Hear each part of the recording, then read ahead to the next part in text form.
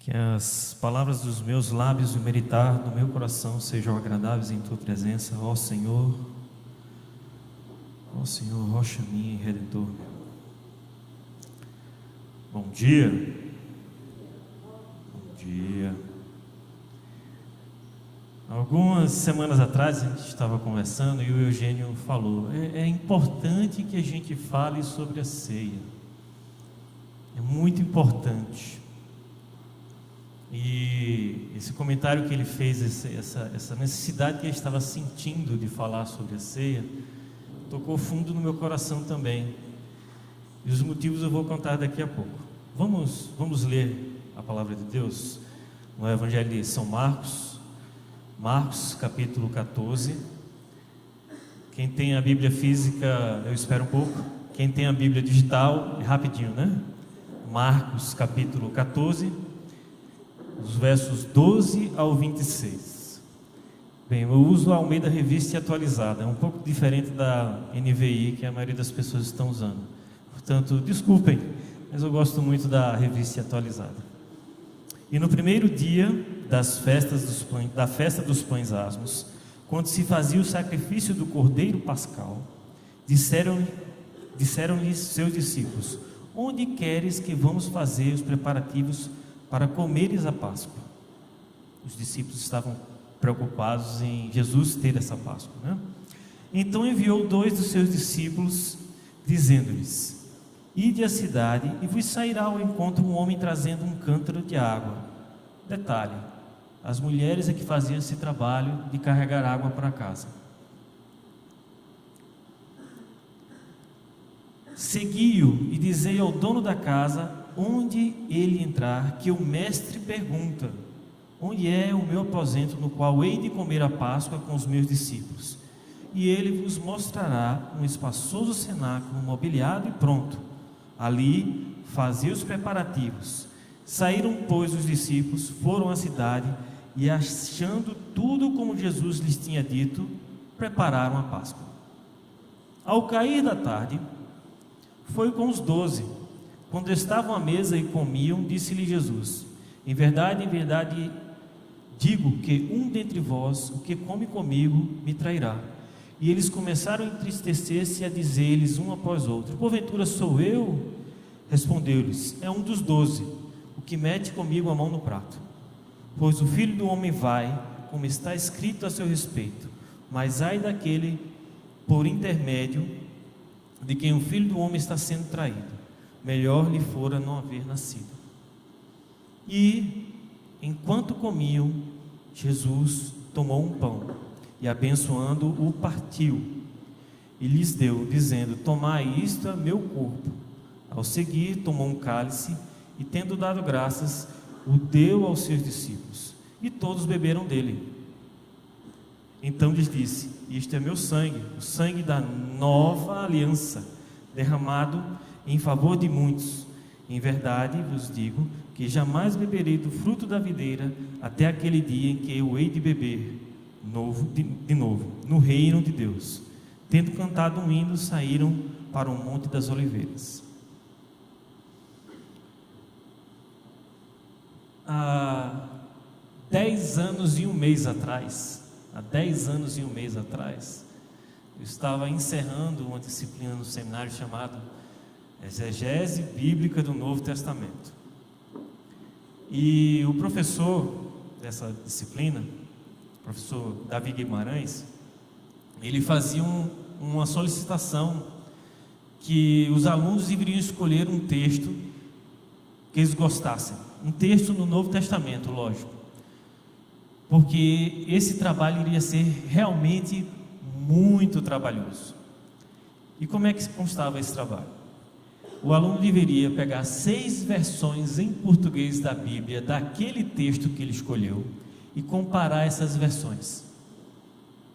Após comparar, o aluno teria que pegar um texto em grego, aquilo que fosse mais usado, e copiá-lo à mão, deixando um espaço abaixo, porque depois o aluno iria traduzir palavra por palavra, sem colocar o sentido, somente palavra por palavra daquele texto. Depois a gente iria fazer uma série de questionamentos, enfim, era uma coisa longa, deu trabalho, mas foi muito gostoso, porque era um texto que me chamava muita atenção. O texto do último jantar de Jesus com seus discípulos, o texto do último jantar de Jesus na festa dos pães asmos, o texto do último jantar de Jesus na ceia pascal. E aí eu traduzi aquele negócio com muita dificuldade. A internet não é tão boa quanto é hoje, então tinha que abrir léxico, tinha que abrir dicionário, ia para um canto, ia para o outro. E aí eu me deparei com uma palavra fantástica, uma palavra riquíssima e curiosa, que é aquilo que eu gostaria de compartilhar com vocês hoje.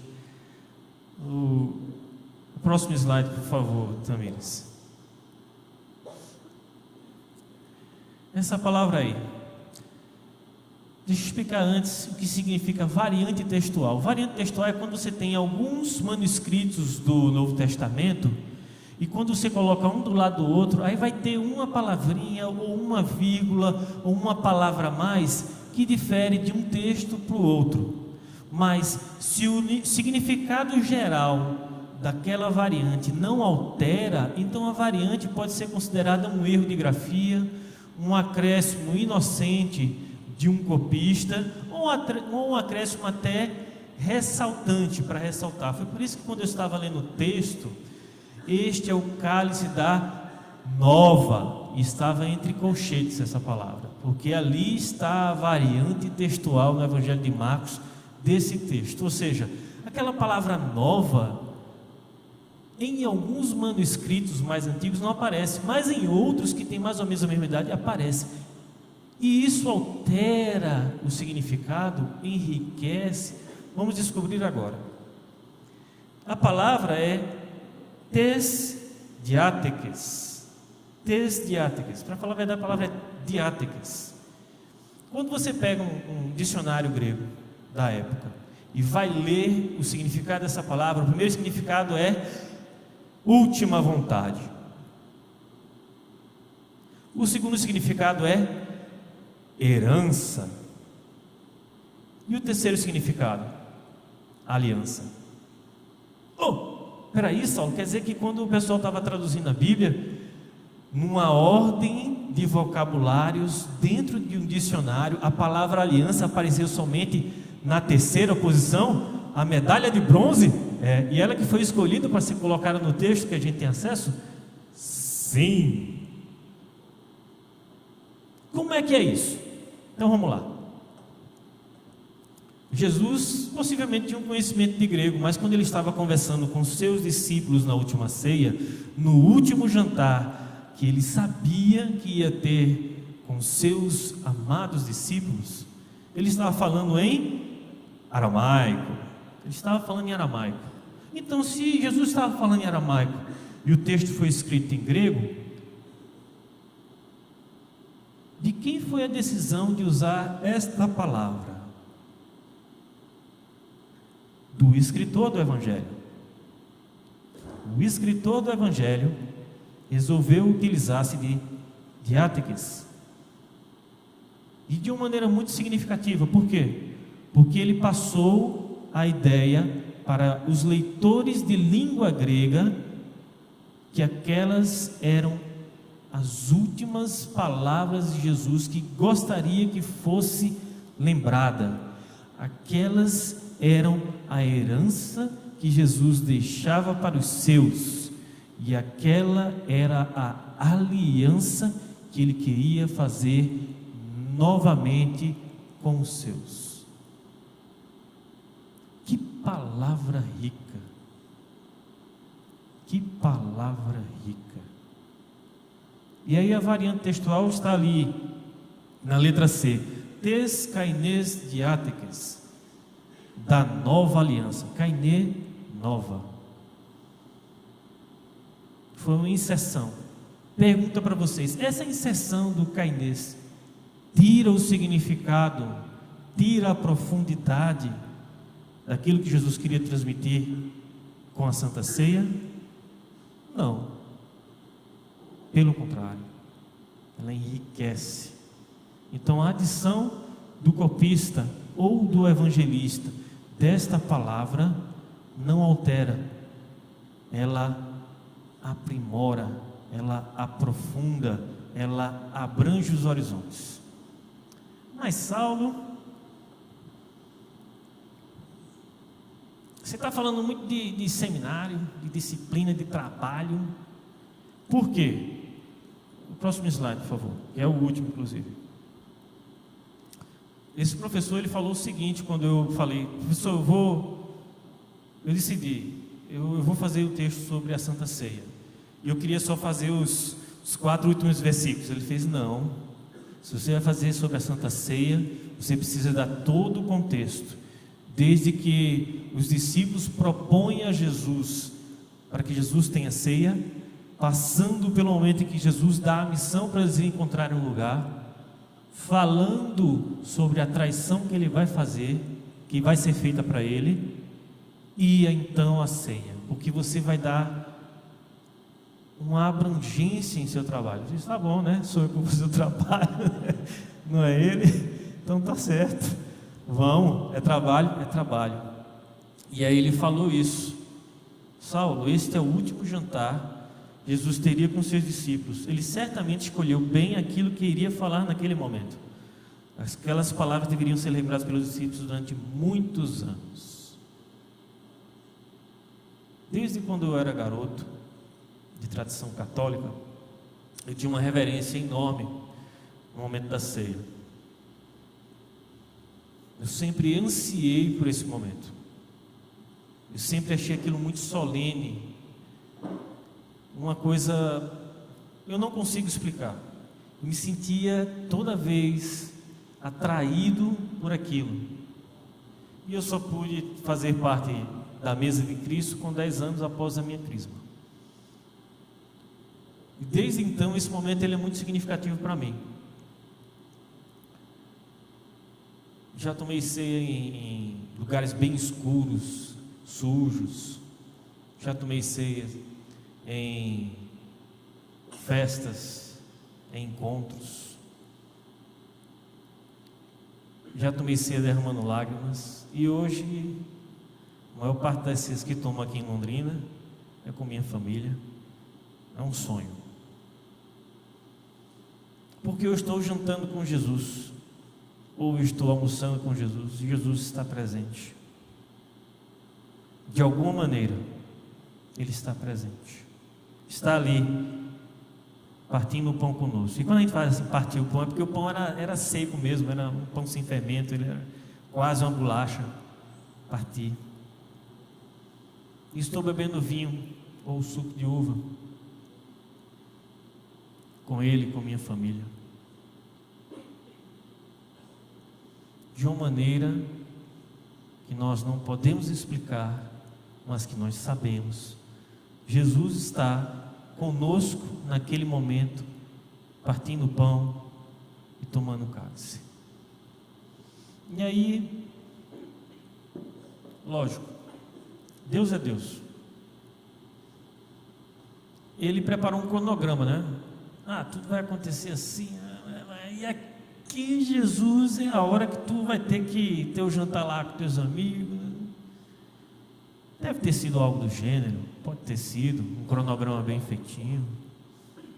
A questão é que os discípulos se preocuparam com o mestre, onde é que o mestre vai ter a ceia. E eles foram: Jesus, onde é que você quer que a gente faça ceia?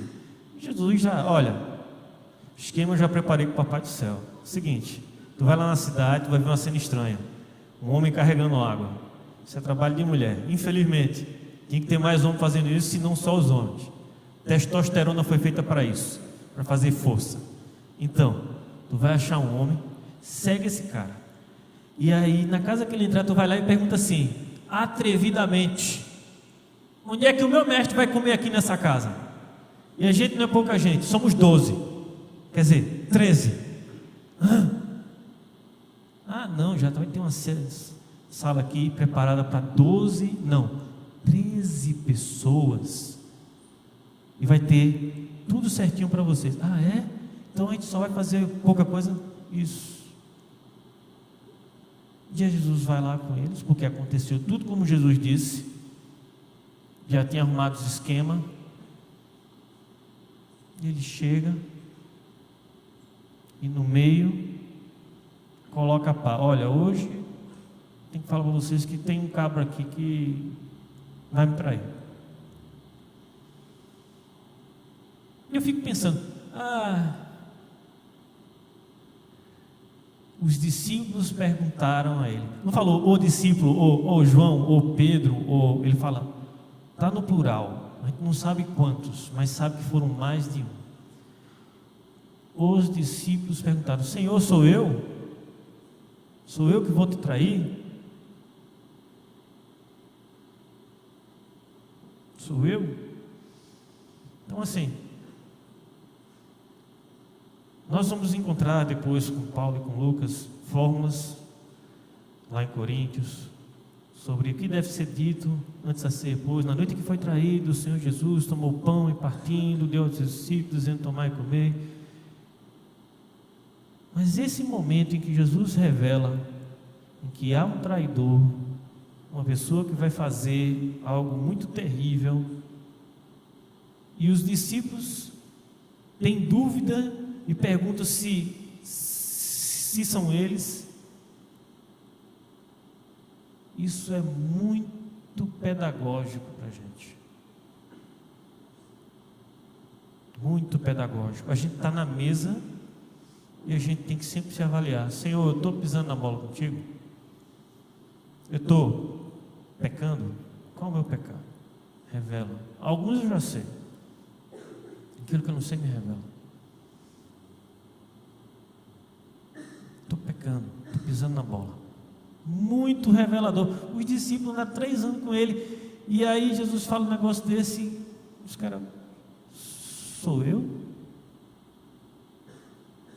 E aí a gente vai adiante, após essa autoanálise que nós devemos fazer antes da ceia, a gente vai adiante e a gente encontra uma coisa belíssima. Jesus parte o pão sem fermento, o pão sem contaminação, o pão que no Egito significou que eles não deveriam se misturar, aquele povo que tinha costumes estranhos, o pão sem mácula, e diz: este é o meu corpo, e quebra, ele quebra o pão, este é o meu corpo. Cris, quebra aqui o meu corpo para mim. Não, ele quebra o pão. E a gente olha algumas horas depois daquilo, cerca de 12 a 16 horas depois daquilo, e ele se entrega para ser quebrado em um madeiro. O corpo que não tinha contaminação, aquele que não tinha pecado, se quebra em nosso lugar. E aí ele faz uma coisa interessante, a pegadinha do Faustão, né? Jesus faz assim: tá o cálice aqui vocês, eu dei graças, tá o cálice aqui, todo mundo bebe. Aí todo mundo, é vinho, tá mais fácil, bebe, vinhozinho faz tudo descer mais suave. E aí quando todo mundo termina, aí Jesus fala assim: isto é meu sangue, que é dado por vós. Mas Saulo, qual é a pegadinha do Faustão aí? A pegadinha é porque o judeu considerava, o povo judeu, a cultura hebraica considerava que no sangue há vida. No sangue há a vida. Tomar sangue é uma abominação. Então Jesus não queria causar logo um choque para eles e dizer assim: esse aqui é meu sangue, toma aí. Ninguém ia tomar aquele cálice. Ninguém ia. Jesus tivesse feito isso. Mas ele espera que todos tomem, para saber: este é o meu sangue.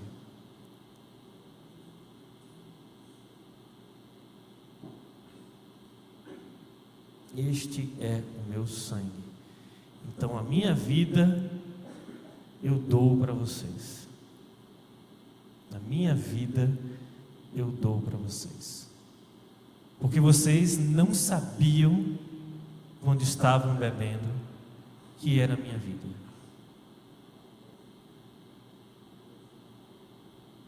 A minha vida eu dou para vocês.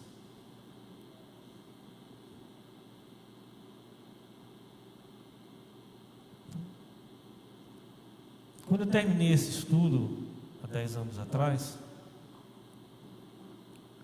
muita coisa tinha mudado dentro de mim. Sobre esta cena que se repete há pelo menos 1970 anos. Em várias e várias comunidades cristãs ao redor do mundo, e que hoje nós vamos celebrar pela primeira vez nesse semestre. Primeira ceia do segundo semestre de 2018. Esta cena, ela é aquilo que une os cristãos no mundo, aquilo que traz reverência, aquilo que é aberto a todos, ou infelizmente em algumas comunidades é aberto só para os membros de carteirinha. Eu gosto muito de uma frase que é repetida na liturgia anglicana: os dons de Deus são para o povo de Deus, provai e vede quanto o Senhor é bom. E aí eu cheguei a duas conclusões no final do trabalho, que me deu muita saudade de ter lido ele durante essa semana. Comentei até isso com um grupo de jovens. E eu peço licença para ler esses dois parágrafos para vocês. Primeira conclusão foi: o estar lado a lado compartilhando o mesmo objetivo e tendo as mesmas crenças torna-se o alvo do objetivo maior de Cristo na instituição da Eucaristia, na instituição da ação de graças. O pão partido e o vinho compartilhado nos traz a oportunidade de chegarmos mais próximos um do outro, a fim de congruirmos, a fim de afunilarmos, a fim de chegarmos em ideias que o nosso Senhor quer. E a segunda conclusão que eu tive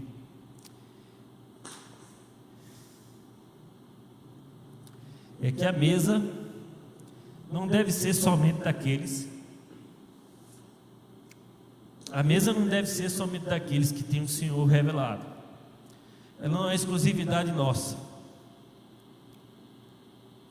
mas ela deve ser estendida àqueles que têm carência da justiça. Devemos apresentar a pessoa de Jesus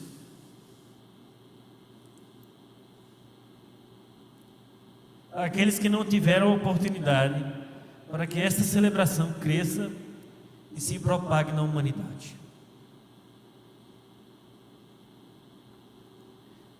A gente não está aqui para fazer um clube em que a gente come o pão e compartilha do vinho, e vamos para casa, e vamos trabalhar, e vamos assistir nossa série na Netflix. Essa mesa ela tem que ser estendida, sempre, até que não haja mais fome de justiça nessa face da terra. Então, toda vez que eu parto o pão e tomo do vinho, eu penso nisso. Existem pessoas que estão morrendo sem saber que o corpo perfeito de Jesus foi quebrado por elas, que o sangue da vida não foi derramado em sua vida. Elas não tiveram acesso a esse conhecimento libertador e salvador.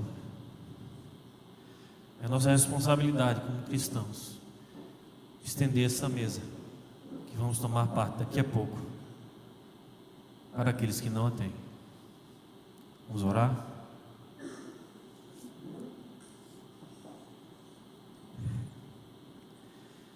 Senhor nosso Deus, te agradecemos, Senhor, pelo dom da vida. Te agradecemos, Senhor, porque há pouco menos de 2000 anos atrás, tu sentaste com os teus discípulos em uma mesa, em uma Jerusalém que celebrava a libertação do cativeiro.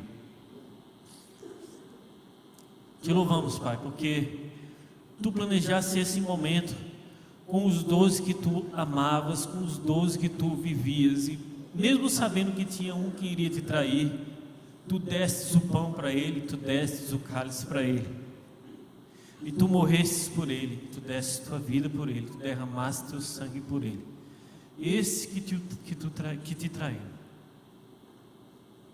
Senhor, sou eu que te traio?